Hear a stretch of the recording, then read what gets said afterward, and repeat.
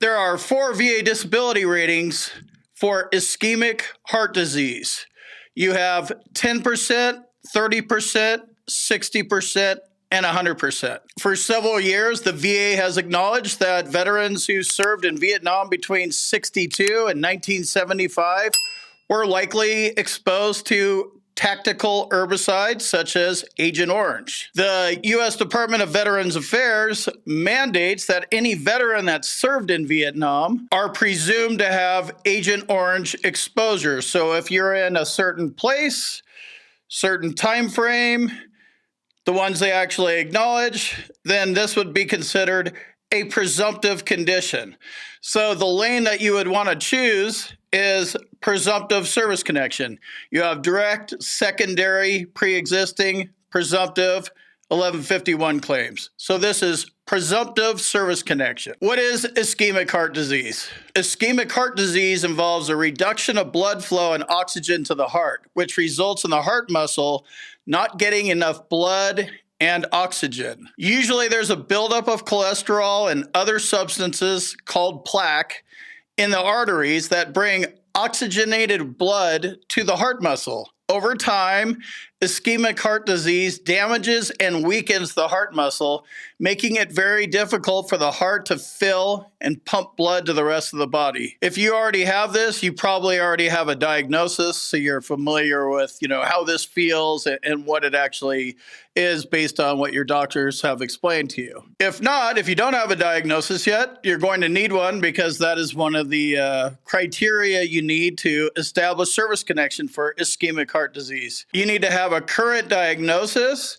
You need to have current symptoms. The symptoms is where the rating's going to come from, 10, 30, 60, or 100. And then the nexus in this case is going to be the fact that you are in a certain place like Vietnam and you're exposed to Agent Orange and you have the diagnosis for ischemic heart disease. So that's basically how this one will fit together. One thing to note is, how is this going to fit into your overall ratings? This is where the strategy comes in. If you want to talk strategy, check out my bootcamp, combatcraig.com, links in the description. Common symptoms of ischemic heart disease. Chest pain behind the breastbone or slightly to the left of it. Dizziness or lightheadedness. The feeling of indigestion or heartburn. Nausea, vomiting, or cold sweats. A sensation of feeling the heartbeat. Shortness of breath. Unexplained tiredness after activity. Coughing that results in severe chest pain. So wide-ranging symptoms. And if you don't have a diagnosis for this yet, get to the doctor because obviously you need to have a doctor diagnose you. You're going to have to get your doctor to nail this down, diagnose you with ischemic heart disease, attribute the symptoms that you have to ischemic heart disease.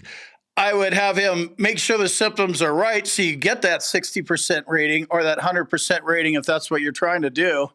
And I would also, ask the doctor to write the nexus for you. I was in Vietnam. I have Agent Orange exposure. I have a diagnosis for this is killing me, whatever you have. And now this is another thing. Do you think, or can you put in a medical opinion that my ischemic heart disease, along with my diabetes and my other weird cancers that I have, is likely caused by my Agent Orange exposure? You don't need the nexus, but while you're talking to your doctor, might as well get a nexus. Remember, you're filing a VA claim.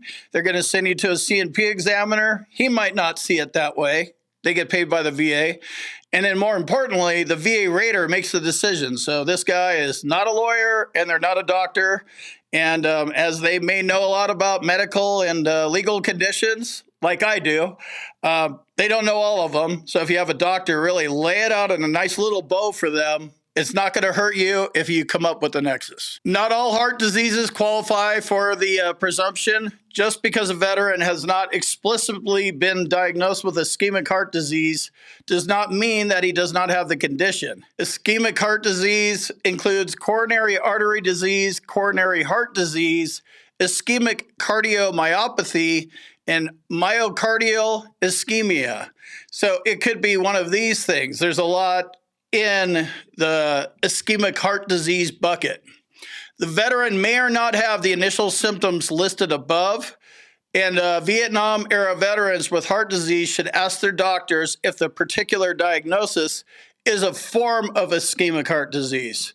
So when we're looking at ratings and things of that nature, we're looking for codes, how the VA is going to rate them. Ischemic heart disease is a bucket, and you could have something in there that's not called ischemic heart disease. You might have something that's called ischemic cardiomyopathy, and that is rated and is a form of ischemic heart disease. So you really need to get in and figure out what you have and make sure you prove it. The VA has listed the following cardiac conditions as falling within the definition of ischemic heart disease. This is a wide range. This is a big bucket. So if you're in here and you're diagnosed for one of these conditions, get your doctor to be as specific as possible. Again, always better to have him point to what this is. This is what you have. It's AKA ischemic heart disease. It's good for the VA rater to see that. And if he could create the nexus, of course, it's because you are, bathing in Agent Orange. Any idiot knows that. If he could write something like that down for the VA rater, again, that's going to help you. If the doctor says the condition does not count as ischemic heart disease, of course, the doctor needs to state that in writing and with medical rationale.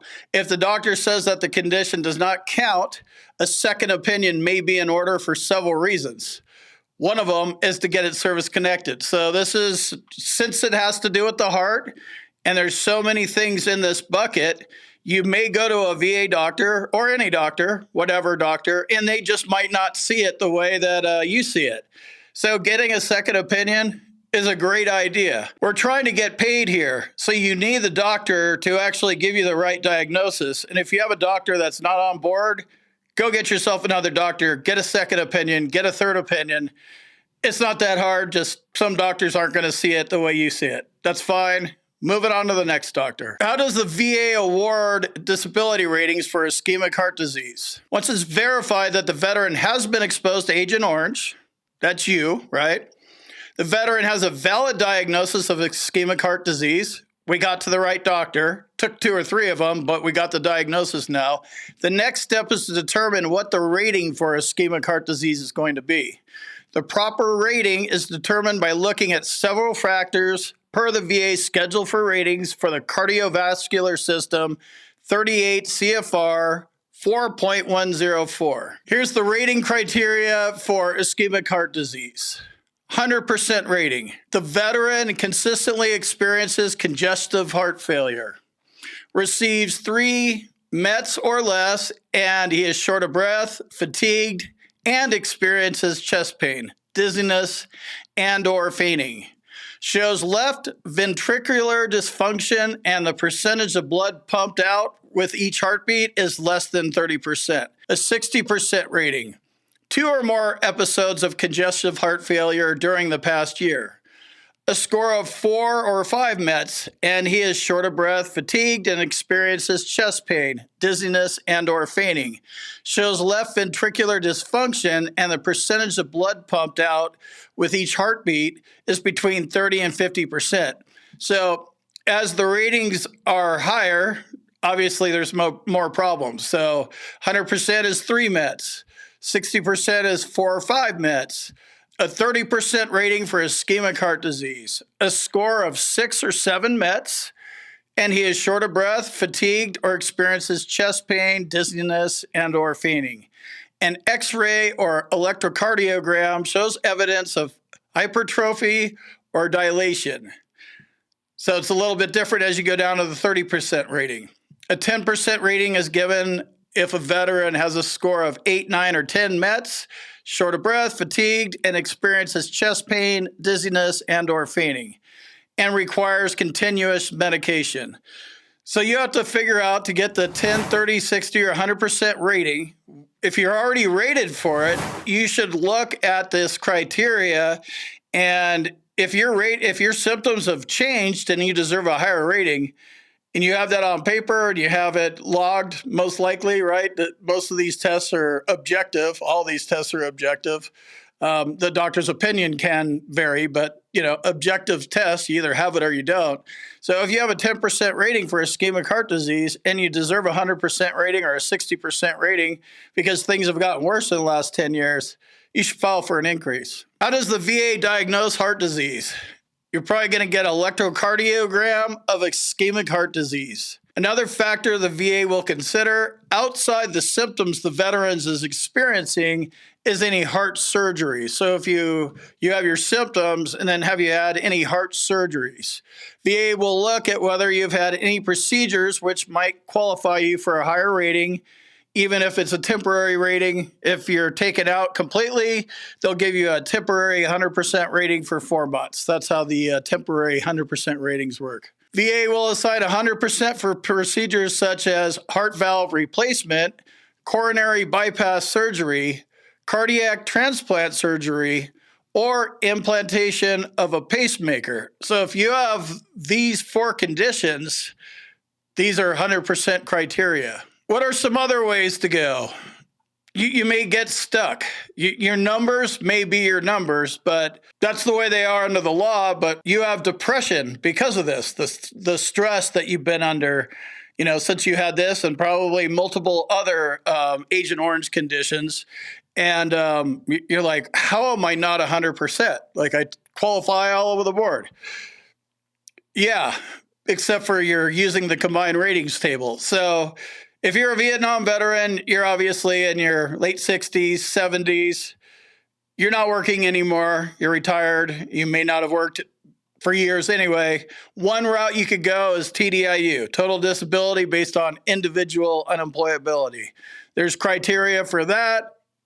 Check out the box right here for my video about TDIU. I have a whole playlist there. And TDIU might be a way for you to go. Get a vocational expert involved. They are game changers in TDIU claims. It all comes down to strategy. Make sure you have one and make sure you fit everything together. You're going to need your VA claims file. You need to review your past decision letters. What have you been saying to the VA? And more importantly, what have they been writing down about you? What you said. It's literally in quotes. They've quoted me hundreds of times. So get your VA claims file, review the information, get your rating code sheet, see exactly what you have, add it all up and see, where are you trying to go? Are you trying to get a 100% rating? If that's so, great. Are you at 87%? Rounded up to 90. Are you 93%? Rounded down to 90. Good information to know because it makes a big difference. If you're at 93%, you need one more 20% rating. If you're at 87%, you need one more 60% rating, 70% rating. Let me jump in here real quick and tell you about my boot camp. If you want to learn more about the VA claims process, check out my boot camp. You can talk to me live. There's a link on the website and in the description, combatcraig.com. And also, if you need medical evidence like a nexus or documenting your symptoms properly, go to our website, combatcraig.com, and it says medteam/nexus letters. Click on that link, fill out the form, boom, you're done.